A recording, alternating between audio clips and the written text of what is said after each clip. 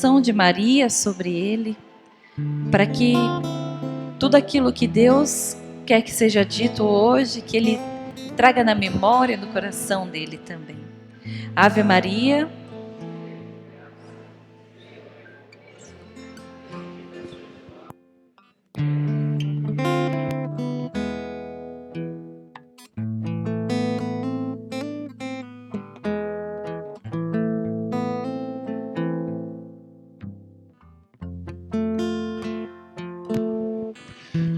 Pelo sinal da Santa Cruz, livrai-nos Deus nosso Senhor dos nossos inimigos, em nome do Pai, do Filho e do Espírito Santo. Amém. Podem sentar.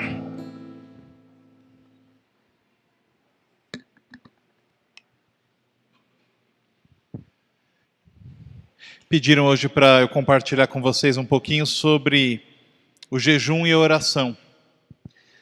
O jejum, a oração e a caridade são 3 pilares fundamentais para a nossa santificação. E a Igreja há 2000 anos tem pregado isso, e há 2000 anos a Igreja tem incentivado isso. Nós precisamos ser homens e mulheres de vida de oração, que também praticam o jejum, a abstinência, e também praticam a caridade. E para a gente entender isso um pouco melhor, o que é o jejum, eu vou ler com vocês uma passagem do Evangelho de Mateus, no capítulo 6, a partir do versículo 16 até o versículo 18. Mateus, no capítulo 6, dos versículos 16 até o versículo 18. É a orientação de Jesus sobre o jejum. Quando jejuardes, não tomeis um ar sombrio, como fazem os hipócritas, pois eles desfiguram seu rosto, para que seu jejum seja percebido pelos homens. Em verdade vos digo, já receberam sua recompensa. Tu, porém, quando jejuares, unge tua cabeça e lava teu rosto, para que os homens não percebam que estás jejuando, mas apenas teu Pai, que está lá em segredo, e teu Pai, que vê no segredo, te recompensará. Jesus está falando aqui para a gente o que é o jejum para a nossa vida, nós como discípulos de Cristo. O jejum para nós é uma mortificação que serve para nos ajudar a ter uma melhor vida de oração. Mas Jesus está falando aqui uma coisa importante. O jejum, ele não pode aumentar em nós o orgulho, a hipocrisia, a prepotência. Para que jejuar? Para que eu vou me abster de coisas que eu gosto? Eu adoro Coca-Cola. Eu gosto muito de Coca-Cola. Muito, muito de Coca-Cola. Eu não sei por que Deus fez a água ao invés da Coca-Cola. Coca-Cola é muito bom, né? Aliás, você tem uma participação da criação do ser humano. Na criação, a Coca-Cola é um dom. É Deus que inspirou. Eu gosto muito. Pensem, se eu não consigo passar um dia, uma semana, 40 dias, uma quaresma, sem tomar esse líquido que eu gosto tanto, será que eu consigo me livrar de coisas que são muito maiores e muito mais atrativas do que a Coca-Cola? Se eu não consigo resistir à tentação de um simples copo de um líquido preto de composição duvidosa que eu não faço a mínima ideia do que tem lá dentro, mas eu sei que me vicia.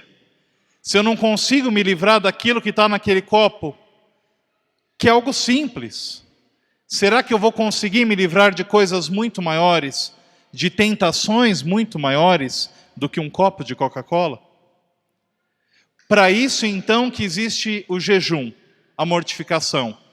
Esse nome mortificação é porque dói na carne. Qualquer um aqui que tem algum vício ou que tem algum desejo muito grande por algum alimento, por alguma bebida, e que fica sem, sabe que dói na carne. Você sabe melhor do que ninguém o que é aquilo que dói na carne e fica sem. O jejum, a abstinência desse tipo de produto ou desse tipo de ação, eu adoro uma fofoca. Você já experimentou, se você gosta de uma fofoca, ficar uma semana sem fofocar? Para quem gosta muito, dói na carne. Por isso que a gente dá esse nome de mortificação. Porque é uma dor de morte na carne. A gente sofre. Mas Jesus aqui está falando que o jejum, ele deve sim acontecer. Mas ele não deve acontecer para gerar em nós a hipocrisia e a prepotência. Na época de Jesus, hoje em dia não acontece. Na época de Jesus, muitas pessoas jejuavam e faziam questão de contar para todo mundo que estavam jejuando. Faziam questão de desfigurar o rosto, de mostrar que estavam há dias sem se alimentar e ficavam sofridos, com aquela cara de mortificação. E o que Jesus fala no Evangelho? As pessoas que fazem isso já receberam a sua recompensa. A pessoa que durante a quaresma, vamos trazer para os dias atuais, a pessoa que durante a quaresma faz questão de anunciar para todo mundo: nossa, eu estou sem chocolate há tantos dias. Serviu esse jejum de chocolate? Vamos ler de novo o Evangelho. Se você jejuar, lava a cabeça, unge a cabeça e não mostra que você está jejuando. Não precisa sair anunciando para todo mundo que você está há dias sem chocolate. Fica sem o teu chocolate, porque aquilo vai te ajudar a ter uma recompensa com Deus que vê aquilo que está em segredo. É Deus quem tem que nos dar a recompensa, não são os homens. Nós não vamos ficar para essa terra como raiz, nessa terra, nessa vida. Um dia, meu irmão, eu e você vamos partir dessa vida e cremos, esperamos, vamos partir dessa vida para o encontro com Deus. É com Deus que nós vamos prestar conta. E o que adianta diante de Deus a gente falar: eu passei tantas quaresmas sem comer chocolate, e Deus vai lá passar um videozinho da nossa vida mostrando quanto as pessoas aplaudiam a gente, falavam: nossa, como você é forte, eu não consigo, como você é corajoso, como você é uma pessoa abençoada que consegue ficar sem isso. E Deus vai mostrar que a gente já recebeu uma recompensa. O que adianta se a gente sai anunciando? E às vezes a gente até provoca a situação. A gente provoca a situação para alguém oferecer algo que a gente sabe que está ali naquela quaresma ou naquele período fazendo jejum. Então a gente sabe que não pode comer chocolate, vê algum amigo comendo chocolate e vai lá perto dele para ele oferecer chocolate, para a gente falar: eu não posso, eu estou na quaresma. O que adiantou? Então para, meu irmão. Se você criou essa situação, pega o tal chocolate e come, porque já não serviu de nada. Porque se for para a gente ficar pensando na recompensa dos homens, não serve o jejum e a abstinência. O jejum serve para nos aproximar de Deus. Eu me mortifico, eu largo algo que eu gosto muito, para lembrar que eu gosto muito mais de Deus. Eu adoro Coca-Cola, como eu disse, mas eu tenho que adorar muito mais a quem? E única e exclusivamente a Deus. Então, o jejum é uma ponte para nos ajudar a nos comunicar melhor com Deus. Vocês já devem reparar que durante a quaresma, na Igreja Católica, nós cobrimos a imagem dos santos com um pano roxo. Aqui até está mais simplesinho, a gente até vê a imagem, né? Mas algumas igrejas o pano é bem bem roxão, mesmo que a gente nem vê o que está atrás. Por que a gente cobre as imagens com um pano roxo? Para lembrar que o foco é Deus. Para nos lembrar que o foco da nossa vida, da nossa existência, da nossa oração é Deus. Por isso que a gente faz isso na Quaresma. Por que na Quaresma as celebrações elas são um pouco mais sóbrias? Para nos recordar que nós estamos nessa caminhada, uma caminhada que por vezes é difícil, é turbulenta, mas no final nós vamos chegar na vida eterna junto de Deus. A gente caminha os domingos da Quaresma para depois chegar lá na frente no domingo de Páscoa, feliz, alegre, exultante, com glória, com aleluia. Mas antes disso é um momento mais sóbrio, para nos recordar que a gente está ainda no caminho em vista de Deus, um caminho para Deus. E aqui a gente fala um pouco sobre a oração. Se o jejum e a abstinência nos ajudam a nos aproximarmos de Deus, a tirarmos as coisinhas, as pequenas coisas que nos dão prazer, para nos lembrar que o prazer verdadeiro será um dia na pátria celeste. Todos os prazeres que nós recebemos aqui na vida são passageiros e são pequenos e nem se comparam com o que será o prazer da nossa vida diante de Deus. São Tomás de Aquino, o maior teólogo que a Igreja Católica já teve, certa vez ele escrevia a Suma Teológica, que é a maior obra de teologia que existe no mundo. E certa vez ele, depois de escrever lá a Suma Teológica, conta-se na história da vida dele que Deus permitiu por alguns segundos que ele visse o céu. E ele se levanta depois dessa visão, sai correndo, pega a Suma Teológica, que é a maior obra de teologia que nós temos até os dias atuais, e vai correndo para atacar no fogo. Porque por mais bonito que fosse tudo que ele escreveu, não se compara com o que ele experimentou de um segundinho do céu. O céu, que é o lugar onde nós queremos um dia nos destinarmos, é o lugar de todos os prazeres, de todas as alegrias, de todas as glórias. E é para lá que nós queremos ir. Então as glórias terrenas não devem ser o nosso propósito.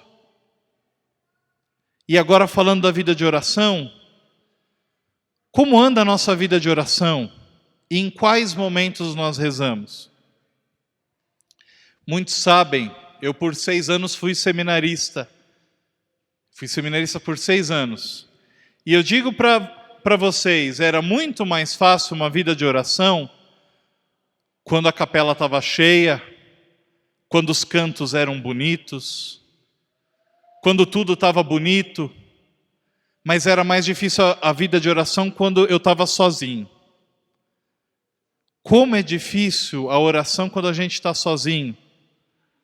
Como é difícil a oração quando às vezes a gente vai na missa e só tem a gente.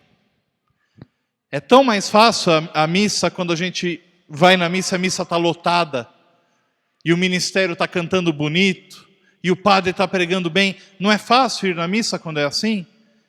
É prazeroso, inclusive. A gente até tira foto e posta no Instagram. Quando a gente está sozinho, é mais difícil. Mas a igreja nasceu com templos lotados, músicas bonitas, uma oração pública. Não. A igreja nasceu de uma vida de oração escondida, muitas vezes, com medo da perseguição. A igreja nasceu com uma realidade de sofrimento. Era ali que a igreja nasceu. E graças a Deus aqueles homens e mulheres não desanimaram, porque senão nós não estaríamos aqui. Então, mais uma vez eu vou dizer, a vida de oração às vezes vai ser difícil. Às vezes você vai sentar no banco da igreja e você não vai saber nem o que rezar. E São José Maria Escrivá dizia que quando a gente não sabe o que a gente vai rezar, mas a gente começa dizendo, Senhor, eu não sei o que rezar, já começou a oração. Por vezes a oração parece que não vai suprir o nosso vazio interior. Às vezes a gente vai rezar e parece que vai permanecer um vazio interior. E grandes santos da igreja passaram por essa experiência. Santa Teresa d'Ávila, São João da Cruz, eles chamavam de noite escura. Madre Teresa de Calcutá, noite escura. Santa Teresinha de Lisieux, quantas vezes esses santos e santas passaram anos rezando todos os dias e permanecendo com vazio e tristeza, mas na certeza de que Deus estava lá. Como diz São Pedro Julião Eymar, às vezes a gente vai olhar para o céu, quando a gente abre a janela da nossa casa e a gente vai ver o sol bonito lá, resplandecente, mas tem dia que você vai abrir a janela no mesmo horário e não vai ter um raio de luz, porque tem nuvens cobrindo, mas o sol está lá. A gente duvida que meio-dia o sol está a pino no céu? A gente não duvida, mas tem dia que a gente não vê. Com Deus é a mesma coisa. Tem dia da nossa vida de oração que a gente não vai ver Deus. Mas a gente não pode duvidar. Deus está lá. Todo mundo que já passou por uma experiência muito difícil, muito dura, às vezes de perder algum parente muito próximo, pai, mãe, filho, filha, sabe o que eu estou falando desse vazio, de rezar para Deus e parecer que Deus não está com a gente. E Jesus experimentou isso, ele sendo Deus e homem, experimentou isso no Calvário, na cruz, quando ele fala, meu Deus, por que me abandonaste? Uma oração, não é uma reclamação, uma oração.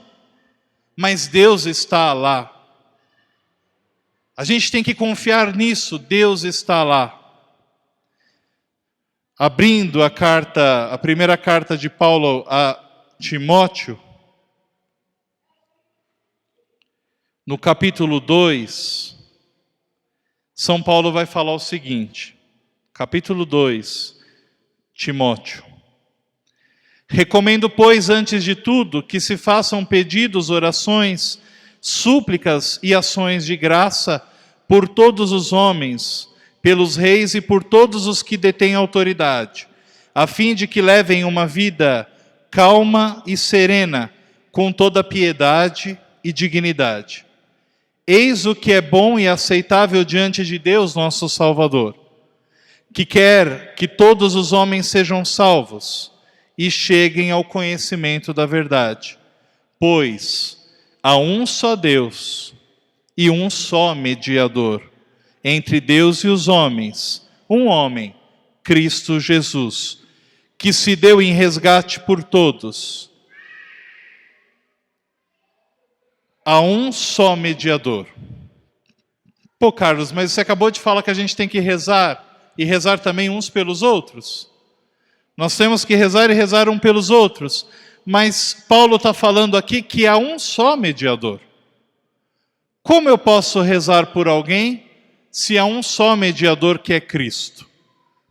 Aliás, é por isso que os nossos irmãos protestantes não acreditam na intercessão dos santos.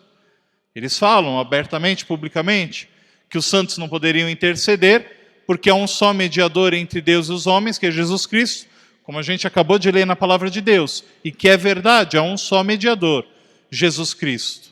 Então, por que eu rezo por uma outra pessoa? Pare para pensar. Se só Jesus é o mediador, quer dizer, só Ele faz a mediação entre Deus e os homens, por que eu posso rezar por alguém? Qual efeito tem? Por que tem efeito? Parem para pensar. Porque nós, como o próprio Paulo vai falar, nós somos o corpo de Cristo. Quando eu rezo por alguém, é Cristo quem está rezando em mim. Quando eu faço uma oração por uma outra pessoa, é Cristo quem está rezando por essa outra pessoa. Amém? Então hoje, quando a gente for rezar, a gente tem que lembrar isso. É Cristo quem está rezando. É o Espírito Santo de Deus quem fala em nós. Nós somos um mero instrumento. Esse microfone que está na minha mão, ele não está falando. Mas ele está levando a minha voz para os ouvidos de vocês. Nós, na nossa vida de oração, somos como esse microfone. A gente leva Cristo às outras pessoas e a oração de Cristo às outras pessoas. Mas a graça de Cristo, a graça é de Cristo, a graça vem dele, vem do alto. Nós somos meros instrumentos. Isso que Jesus fala também aqui em Mateus, no capítulo 6. Quando rezardes, não sejais hipócritas. A gente não pode rezar, fazer orações para aparecer. Depois, continuando em Timóteo, Paulo vai falar que nós devemos rezar em todos os lugares, erguendo as mãos puras e rezando. E Jesus, em Mateus, vai falar que a gente tem que rezar em silêncio. Parece até contraditório, né? Jesus fala para rezar em silêncio no quarto, e Paulo fala para rezar em todo lugar, erguendo as mãos. Mas a gente tem que levar essas lições, porque são lições da palavra de Deus. Vai ter hora que quando a gente perceber que a nossa vida de oração está servindo mais para o nosso orgulho, que a gente tem que se retirar, ir para o silêncio e fazer a oração nossa em silêncio. O que nós chamamos dos retiros, tão importantes ao longo desses 2000 anos de igreja. Se retirar. Como é difícil rezar em silêncio. É mais difícil. É muito mais fácil participar de uma adoração eucarística, com música, com louvor, do que passar 1 hora diante do Santíssimo em silêncio. Parece que o silêncio dói. Ele quebra o nosso orgulho, mas ele é importantíssimo, como Jesus nos ensina. Nós temos que levar isso para a nossa vida. A nossa vida de oração deve ser um caminho para Deus. A partir do momento que a nossa vida de oração passa a ser para eu me sentir bem, não tem mais sentido a vida de oração. Por isso que a gente também tem que tomar cuidado com as falsas orações que aparecem por aí. Tem muita ideia por aí circulando de orações para vibrar energia e não sei o quê, para se sentir bem. Não é para isso que serve a oração. Aliás, a boa oração é aquela que inquieta a alma. Quando a gente reza e aí dói no peito aquela oração, e a gente pensa, eu preciso mudar de vida, essa oração está dando certo. Quando a gente só busca se sentir bem, já não é mais oração, é orgulho, é hipocrisia. Quando a gente só procura a igreja quando tem as músicas bonitas, a igreja cheia, já não é mais vida de oração. Já está na hora da gente se recolher, fazer um retiro e buscar em Deus uma vida de oração satisfatória. Fazer jejum, penitência, tudo isso para nos ajudar a nos santificar. Eu trouxe aqui também, talvez muitos não conheçam, o livro de regras da Igreja Católica. Vocês sabiam que a gente tem um código que rege a nossa vida enquanto católico, chamado de Código de Direito Canônico. Vocês conheciam? Vocês sabem muito bem que sexta-feira santa não se come carne. Por quê? Porque está aqui. Porque é a orientação da igreja. Orientação da igreja para ajudar a nos santificar. Então, só por curiosidade, e para ajudar vocês na santificação de vocês e nossa, eu vou falar para vocês os dias que a gente é obrigado a cumprir jejum e abstinência. É o cânon 1249. Todos os fiéis, cada qual a seu modo, estão obrigados por lei divina a fazer penitência. Como Jesus disse, A gente tem que jejuar, Jesus disse. E mais à frente em Mateus, no capítulo 9, os discípulos de João vão questionar Jesus por que os discípulos dele não jejuam. E Jesus fala, porque o noivo está presente. Mas quando eu for embora, eles vão jejuar. Por isso que a gente não jejua de domingo. Porque domingo é dia da ressurreição. O noivo está presente, Jesus está presente. Então, aquilo que está aqui no direito canônico é com base bíblica. Mas, para que todos estejam unidos, mediante certa observância comum da penitência, são prescritos dias penitenciais. Então a igreja está falando, a gente poderia fazer penitência qualquer dia. Mas para fazer algo comum, quer dizer, para ser algo comum de toda a igreja, vai ser estipulado dias específicos, em que os fiéis se dediquem de modo especial à oração, façam obras de piedade e caridade, renunciem a si mesmos, cumprindo ainda mais fielmente as próprias obrigações e observando principalmente o jejum e a abstinência, de acordo com os cânones seguintes. Vamos lá. Os dias e tempos penitenciais em toda a igreja são todas as sextas-feiras do ano e o tempo da quaresma. Você sabia que toda sexta do ano a gente devia fazer jejum? Toda sexta-feira do ano a gente devia fazer jejum e abstinência. Vocês já repararam que nos restaurantes, a sexta-feira é o dia do peixe? Por tradição católica. Porque para a igreja católica não pode se comer na sexta-feira o quê? Carne vermelha. Por isso que o restaurante serve peixe, porque no passado a gente levava isso muito a sério. A gente tem que voltar a pensar, será que não é hora da gente voltar a levar isso a sério? Sexta-feira é dia de recordar o quê? Quando a gente reza o terço lá na sexta-feira, quais são os mistérios da sexta-feira? Os mistérios dolorosos, porque a gente está recordando a paixão de Cristo. É dia de recordar que Jesus morreu por nós. Se no domingo a gente vem aqui e recorda a ressurreição, na sexta-feira a gente tem que recordar a paixão. Por isso que a gente faz a penitência na sexta. No caso, o próprio direito canônico diz que as conferências episcopais podem propor um tipo de penitência diferenciada. No caso da nossa conferência episcopal, a CNBB, propõe que, se a gente não fizer abstinência de carne na sexta-feira, a gente deve ao menos praticar um ato de caridade. Então se a gente eu não vou parar de comer carne de sexta-feira. Então o que a gente tem que colocar no lugar?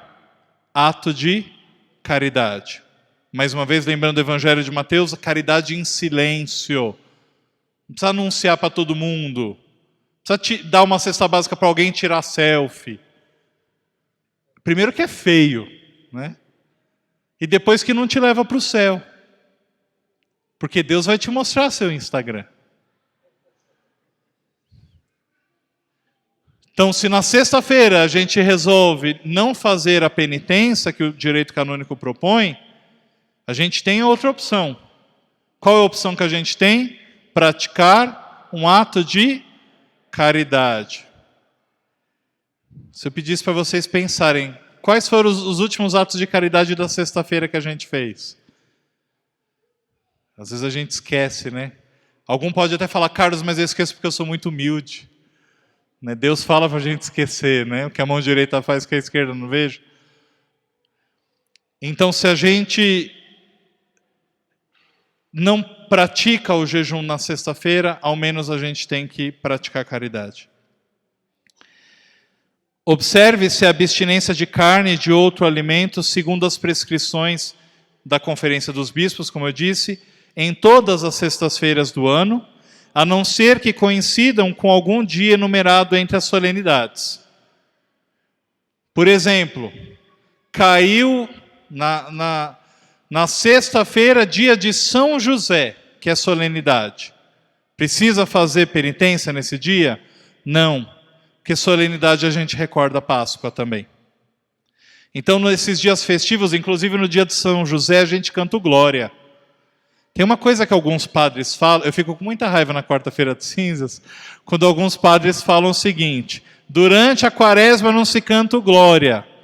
Durante os domingos da quaresma, se cai solenidade, a gente canta o Glória sim. É o caso de São José e da festa da Anunciação.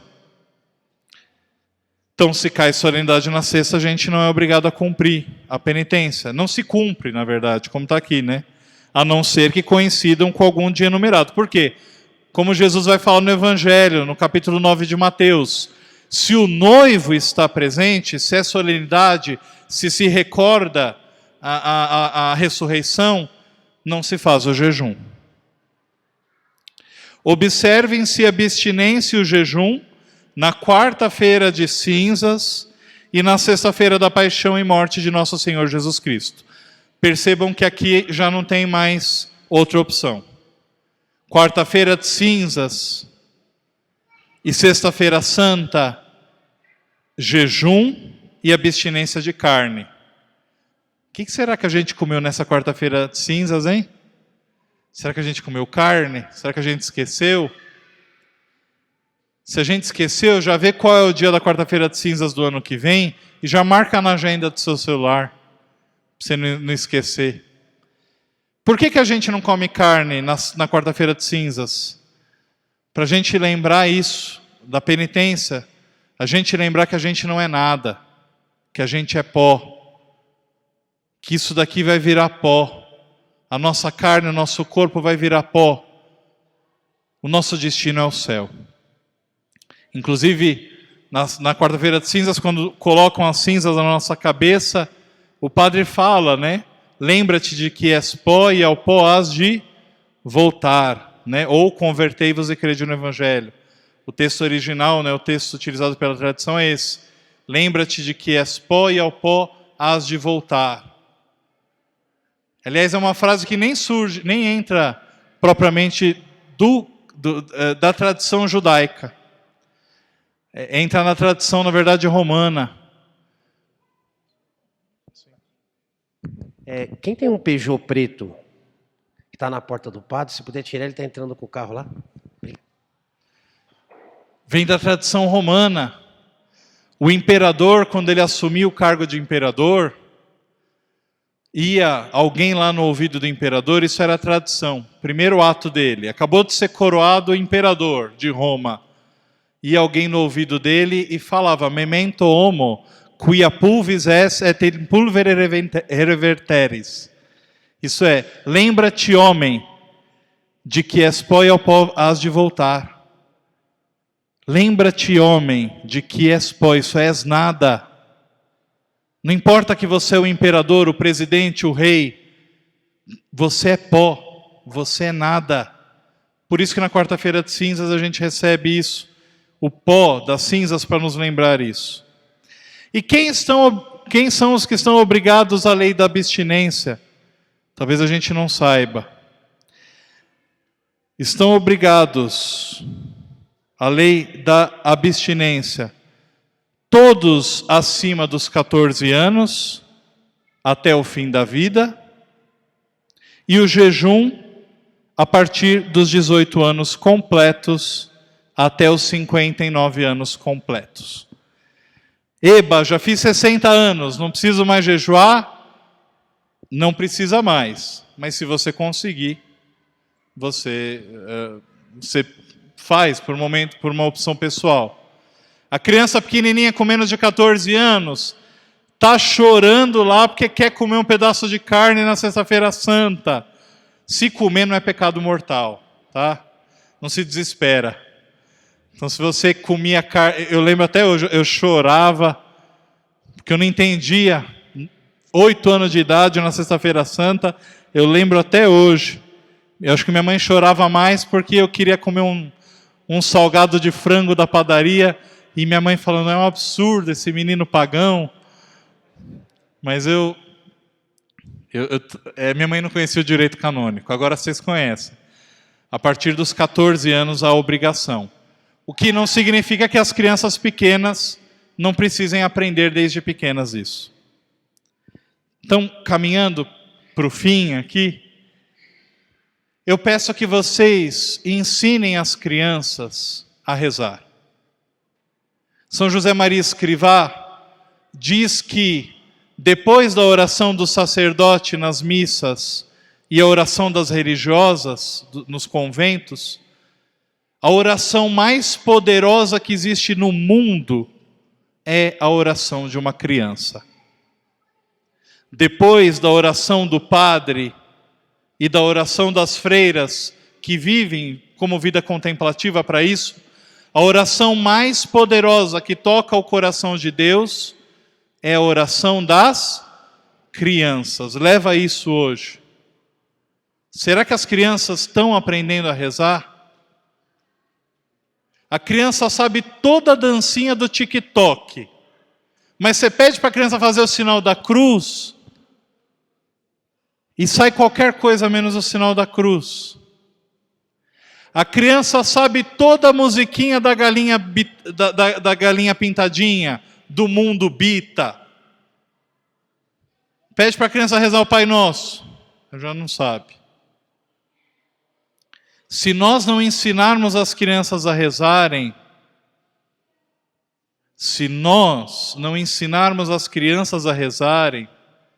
daqui a alguns anos essa igreja vai estar mais vazia do que ela está hoje. A responsabilidade é nossa. Porque se nós, que fomos ensinados a rezar, a gente não lembra muitas vezes de rezar, a gente não se preocupa muitas vezes com o coração, imagina essa geração que não tem sido ensinada a rezar. Ensina a criança lá da tua casa, teu afilhado, tua afilhada, filho, filha, neto, neta, sobrinho, a rezar. Eu tive um reitor que dizia que quem não reza vira bicho, vira animal. Que animal não reza. Rezar é coisa de ser humano. Ensinem as crianças a rezarem. E quando tiver algum problema na tua casa, lembra disso que São José Maria disse. A oração da criança toca o coração de Deus. Chama a criança junto para rezar. Chama a criança junto para rezar.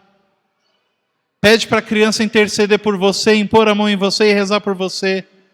Ensina a criança na vida de oração. Porque senão, meus irmãos, a gente vai estar perdido. Porque se já está ruim rezando, imagina sem vida de oração.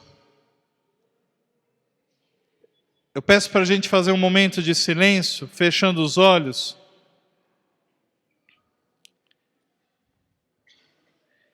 E pedindo para Deus por aquelas pessoas que nos ensinaram a rezar. Você sabe quem te ensinou a rezar? Às vezes foi teu pai, tua mãe, um padrinho, uma madrinha. Quem sabe foi um sacerdote, algum amigo do trabalho, da escola. Ou às vezes você estava lá passando no canal de televisão e viu algum padre ali numa pregação.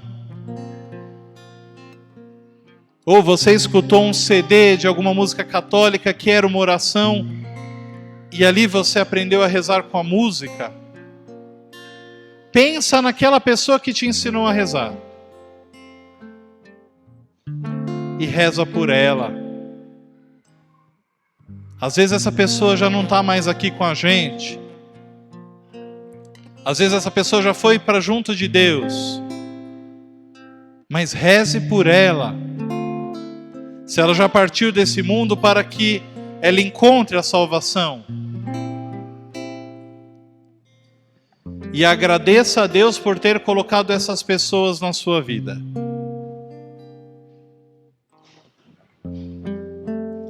E agora um convite. Será que alguém, quando pensa em quem ensinou a rezar, pensa na gente? Se não, É hora de começar. É hora de começar a ensinar as pessoas a rezarem. E a melhor forma de ensinarmos alguém numa vida de oração é através do testemunho verdadeiro.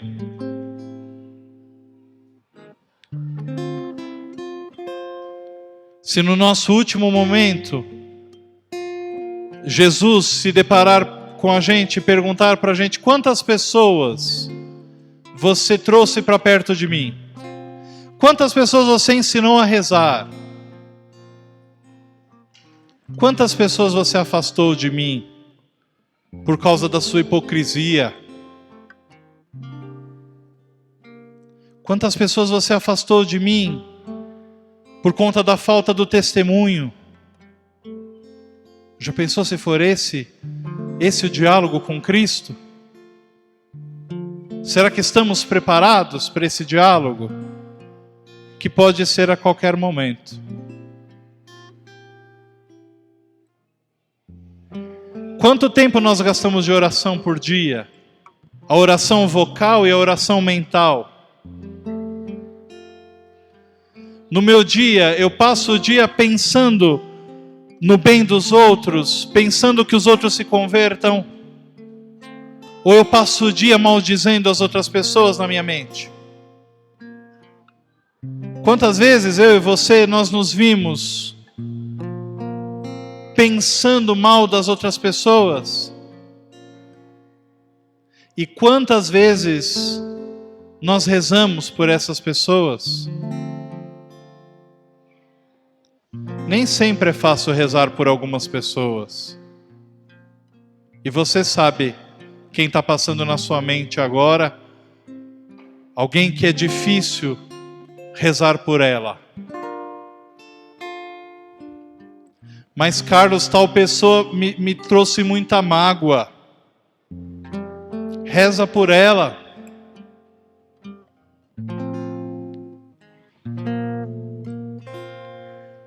Mas eu não consigo, porque sozinho você não vai conseguir mesmo. Você tem que pedir o auxílio de quem? De Cristo. Pedir o auxílio do Espírito Santo de Deus. Como a gente leu aqui em Timóteo, há um mediador entre Deus e os homens, Jesus Cristo. Quem tem que falar na tua oração é Jesus Cristo. Peça o auxílio dele. Senhor, eu não consigo, mas contigo é possível.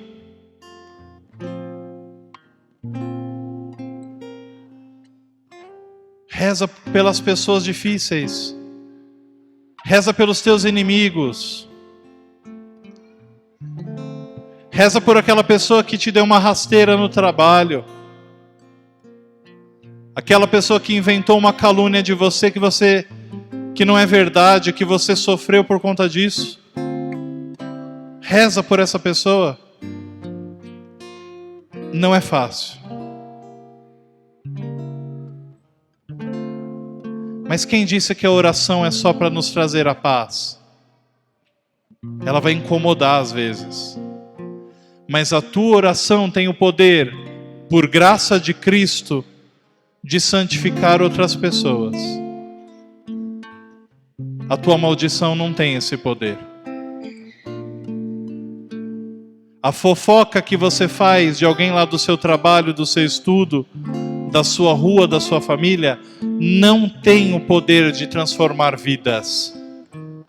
Mas a oração tem. O tempo que você gasta da tua semana, do teu mês, do teu ano, falando mal de alguém, gasta o dobro rezando por essa pessoa.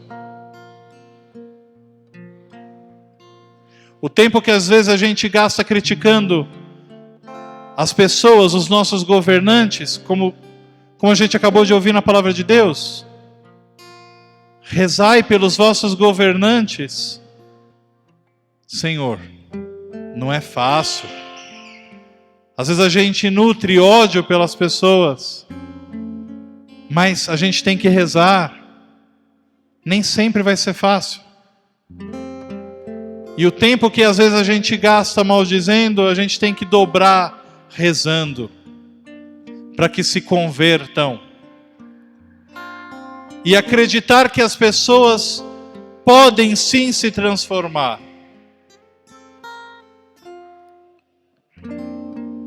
Porque você sabe a sua fragilidade.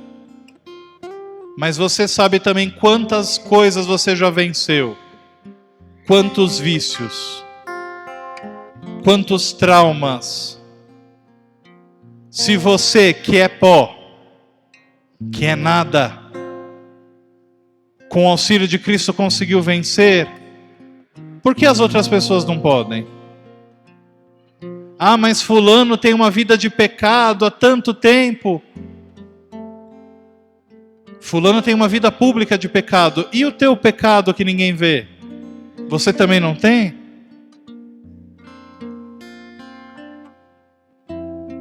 Se coloque de pé. Põe a mão no teu coração.